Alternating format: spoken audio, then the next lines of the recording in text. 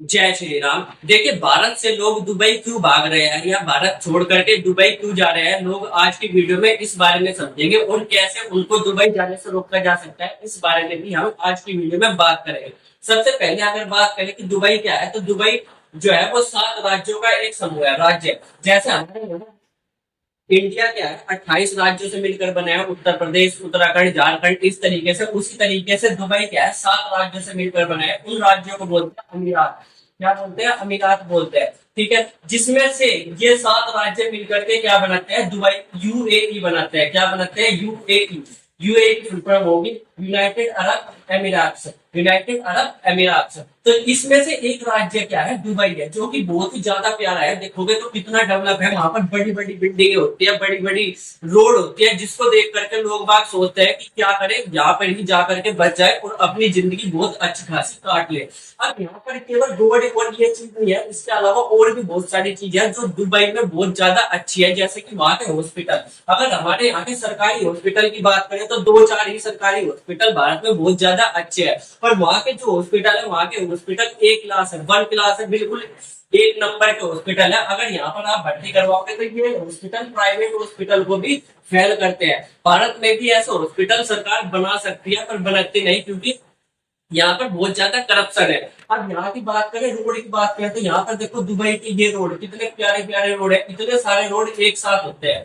अभी अगर बात करें 2014 के बाद की बात करें, तो खास करके 2019 के बाद की बात करें, तो अभी के समय में जो रोड बनाने का काम है वो नितिन गडकरी जी के पास है। तो भारत के रोड वे भी बहुत ही अच्छे बना रहे हैं, लगातार भारत के रोड बहुत अच्छे होते जा रहे हैं। पर उसके अलावा जो दुबई के रोड है वो अभी भी भारत से बहुत अच्छे हैं। होपफुली आने वाले कुछ समय में नितिन गडकरी जी भारत के रोड भी दुबई से बहुत ही अच्छे बना देंगे। पर फिलहाल अगर हम इस चीज की बात करें, तो मॉल, दुबई में बहुत ही बड़े बड़े मॉल है, पर भारत में भी ये मॉल आने वाले हैं आज के समय में, और जो बनने शुरू हो गए हैं। पर जो सबसे बड़ी दिक्कत है भारत में वो है कानून व्यवस्था। जो है क्या? कानून व्यवस्था। कानून बहुत ही सुंदर कानून है। खैर, इसको हटाओ, इसको बंद कर दो, नहीं तो आप इस कानून को ही देखते जाओगे। तो कानून हटाओ, कानून हटाओ।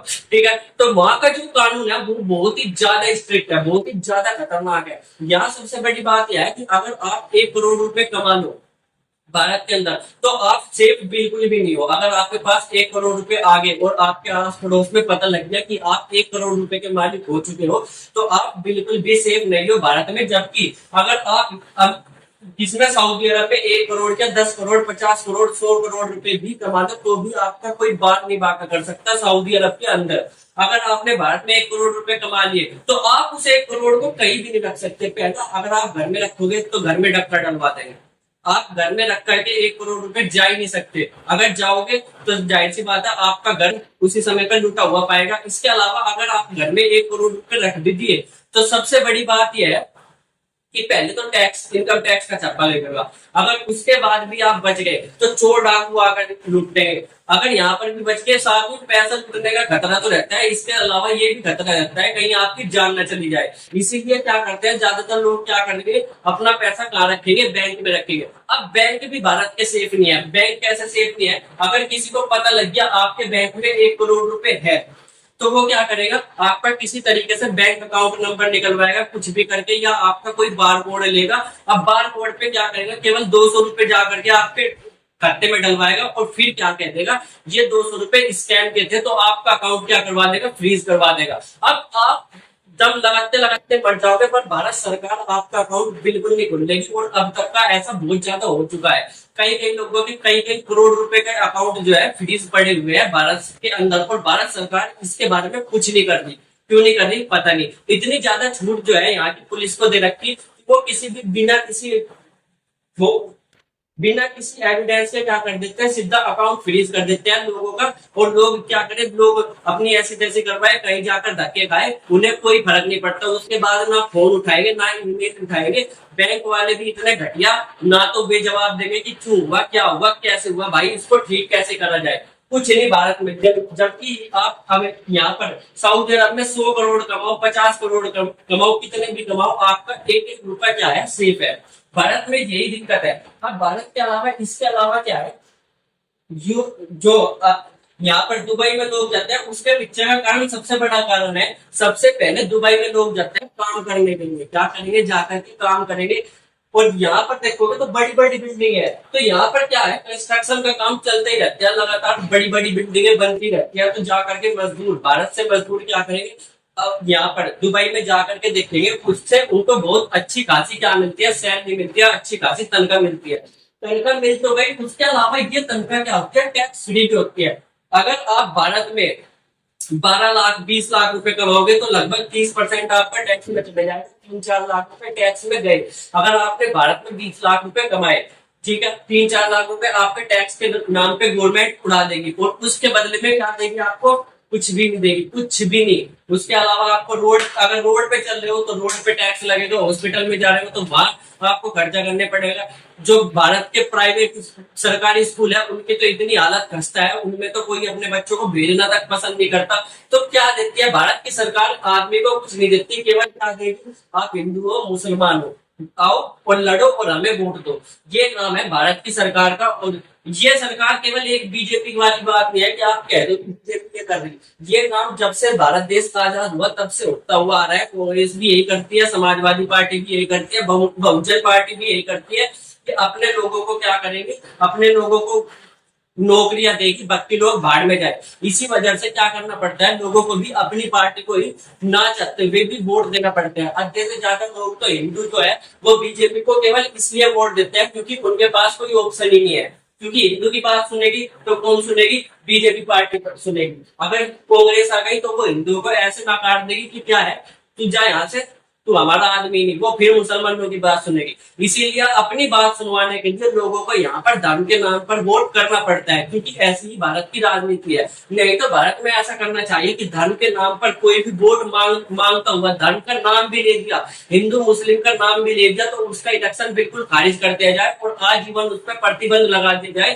कि तू इलेक्शन लड़ ही नहीं सकता। 1-2 साल के लिए नहीं, परमानेंटली उसको इलेक्शन लड़ने के लिए बैन कर दिया जाए। ठीक है, इसके अलावा क्या कर सकती है, और अगर भारत सरकार चाहे तो यहाँ पर देखोगे तो भारत में कॉर्पोरेट टैक्स भी बहुत ज्यादा लगता है। कॉर्पोरेट टैक्स के साथ साथ देखो, अगर कोई भारत में कंपनी शुरू करना चाहता है, क्या कोई कंपनी शुरू करना चाहता है तो भारत क्या कहता है, मेक इन इंडिया करो, मेक इन इंडिया करो, मेक इन इंडिया करो, भारत में ला करके कंपनियां स्टार्ट करो, आप बिजनेस करो, ये करो। पर बिजनेस करने के लिए सबसे पहले चाहिए होता है पैसा।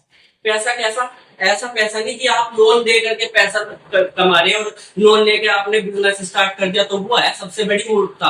क्या करते हैं लोग बाग कि बैंक से आप 5 लाख रुपए का लोन उठा दिया, अबे भाई बैंक से लोन उठाया तो वो देना भी तो पड़ेगा। अब क्या करेंगे, लोन उठा लिया 5 लाख रुपए का, अब है उसने बिजनेस स्टार्ट कर दिया, बिजनेस चला नहीं तो लोन वाले इधर से परेशान कर रहे, बेचारा आदमी टेंशन पे जा करके आत्महत्या कर लेगा। तो ये होता है। इसीलिए क्या कहते हैं, भारत में नौकरियां सबसे ज्यादा पॉपुलर है, क्योंकि उन्हें पता कि नौकरी में काम चलो ना चलो अपनी तनख्वाह आनी आनी है। खास करके सरकारी नौकरी में ये भी टेंशन नहीं लगती लोगों को कि नौकरी जाएगी। उन्हें पता कि अगर एक बार नौकरी लग गई तो मेरी 40 से 50 हजार रुपए महीने की सैलरी जो है वो फिक्स हो जाएगी और आएगी, मैं पढ़ करके आराम से खाऊंगा।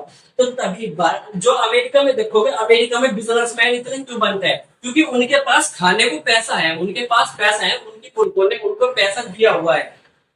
अब किसी के पास खाने के पास, मान लो किसी के पास 100 करोड़ रुपए है, 100 करोड़ रुपए है, तो अब ये खाने पीने की इसको टेंशन नहीं आता।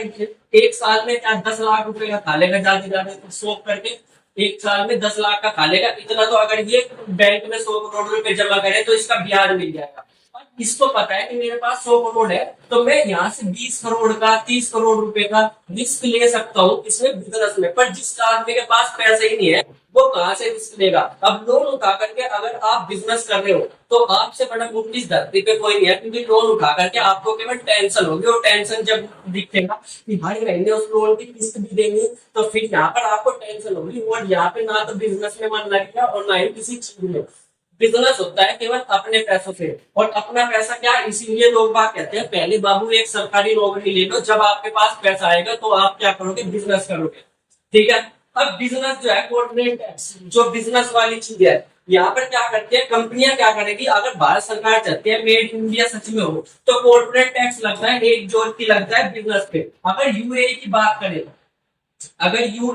बात करें हम तो बिजनेस पे कितना टैक्स लगता है यूएई में, जो कि है 7% कॉर्पोरेट टैक्स। और भारत में वही लगता है 30%। अब अगर कोई कंपनी अपना बिजनेस स्टार्ट करना चाह रही, मान लो कोई भी कंपनी, वो कंपनी वाले जो बड़े बड़े अमीर लोग ये नहीं देखते कि हमें भारत में ही अपना बिजनेस चलाना या हमें यूएई में अपना बिजनेस चलाना, अपना चाइना में बिजनेस चलाना। बड़े बड़े लोग जो है वो क्या देखते हैं, केवल अपना फायदा, और अपने फायदे के अलावा वो और कुछ नहीं देखते। तो यही जो 7% मैक्सिमम, कहीं कहीं तो 0% भी है। कॉर्पोरेट टैक्स होता है क्या है, सबसे पहली बात कॉर्पोरेट टैक्स, जैसे आपने कोई बिजनेस स्टार्ट करा 10 करोड़ रुपए लगा के, अगले साल में आपको उस बिजनेस से 2 करोड़ रुपए का फायदा हुआ, 2 करोड़ पे आपको जितना टैक्स देना पड़ेगा उसको बोलते हैं, यानी कि लाभ पे, प्रॉफिट को पे आपको बिजनेस पे कितना टैक्स देना पड़ेगा उसको बोलते हैं कॉर्पोरेट टैक्स। अब ये क्या है, यूएई में है 0% या 7% मैक्सिमम, भारत में है 30%। अगर कोई आदमी यहाँ पर आकर 10 करोड़ की कंपनी चला रहा और वही आदमी यहाँ पर भारत में दे रहा 60 लाख रुपए टैक्स, यहाँ पे यूएई में दे रहा वो 0 लाख रुपए टैक्स, यानी कि 0 रुपए टैक्स, तो कहां पर जाना पसंद करेगा? जाहिर सी बात है वो यूएई में, दुबई में जाकर के अपनी कंपनी बनाना शुरू करेगा और फिर वहां से ही वहां दूसरी जगह दूसरे देशों में बेचेगा। इस तरीके से क्या करते हैं बिजनेसमैन अपना काम करते हैं। तो ये यूएई में अपनी कंपनी बनाना शुरू करेगा।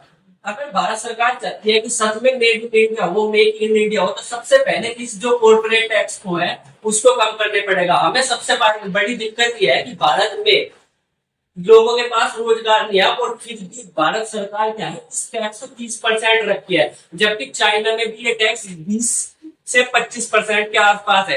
अगर भारत सरकार चाहती है कि बहुत सारी कंपनियां भारत में आए और भारत में आकर के मैन्युफैक्चरिंग करे, भारत में आकर के अपना सामान बनाए, तो इसको लगभग लगभग क्या कर दो, 0% बना दो, 0%, 5%, 10% ऐसा बना दो। अगर लोगों के पास रोजगार होगा तो जाहिर सी बात है लोगों के पास पैसा आएगा, पैसा आएगा तो लोगों से टैक्स फिर भी ले सकते हैं सरकार उतना ही।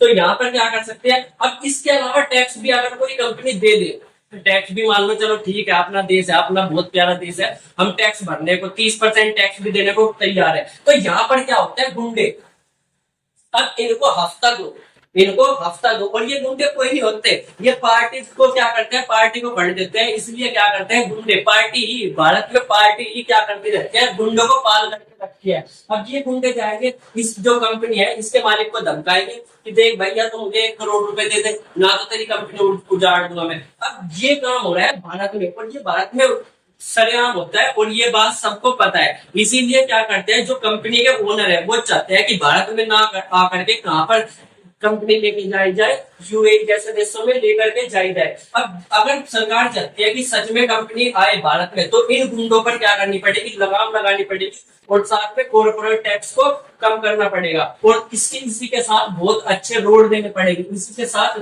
जो बहुत अच्छे रोड देने पड़ेगी, रोड की सुविधाएं देनी पड़ेगी, कानून क्या होना चाहिए, सख्त होना चाहिए, तभी कोई कंपनी भारत में आकर के इन्वेस्ट करेगी। अगर भारत इतना सा काम कर ले तो आने वाले 20 सालों में चाइना को भारत पीछे छोड़ सकता है। जितना आप चाइना को डेवलप देखते हो वो कोई ऐसे 70-80 साल में नहीं, वो 20 साल के अंदर अंदर कितना डेवलप हो गया, क्योंकि उन्होंने ये सारी की सारी चीजें करी थी, और इसीलिए वहां पर बहुत ही सारी क्या हो गई, कंपनी लगातार आती गई आती गई आती गई, और चाइना क्या होता है, अमीर होता है।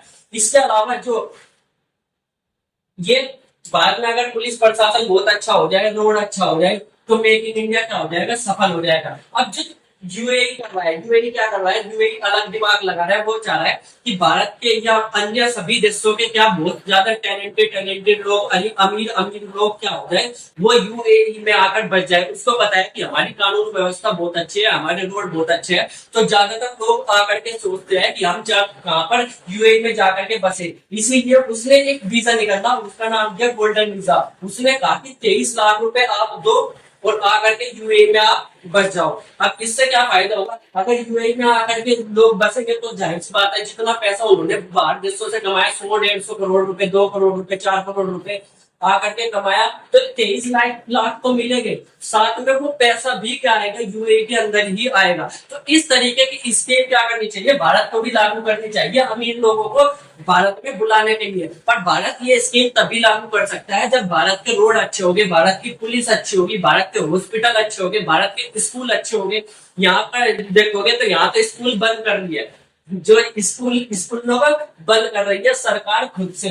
तो ये है आज की वीडियो का जो है कंक्लूजन। अब आपको ये वीडियो कैसे लगी कमेंट करके जरूर बताना। मिलेंगे आगे की वीडियो में, तब तक के लिए बाय बाय।